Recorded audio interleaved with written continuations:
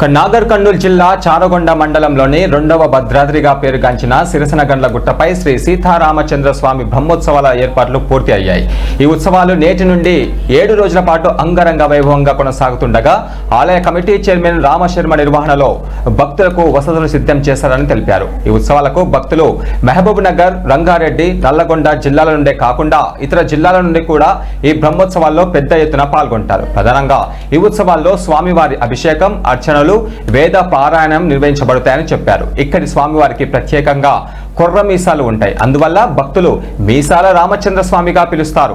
నేడు స్వామి అమ్మవారికి మాస కళ్యాణం, రేపటి నుండి ప్రధాన కళ్యాణం జరుగుతాయి.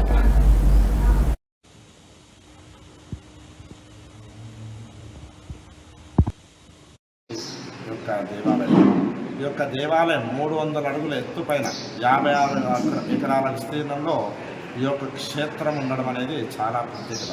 పూర్వం ఇక్కడ ఢేరం రామేజీ గారు పోచమ్మ వారికి నిత్యం పూజ కైంకర్యాలు చేస్తూ ఉండేవారు.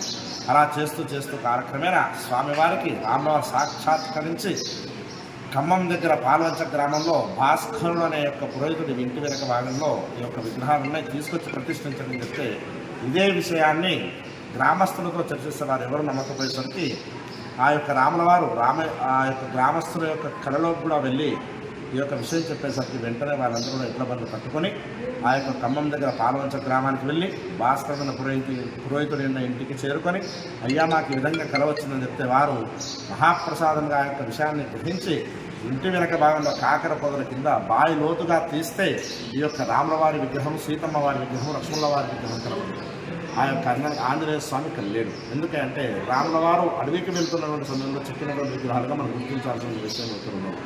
కాబట్టి ఆ 3 విగ్రహాలు కూడా అభిషేకాలు, అర్చనలు చేసుకొని అంగరంగ వైభవంగా భజన తాళాలతో తీసుకొని వస్తూ ఉంటే ఇక్కడ ఉన్నటువంటి పోచమారు వారందరినీ కూడా భయభ్రాంతం చేస్తూ ఉంటుంది.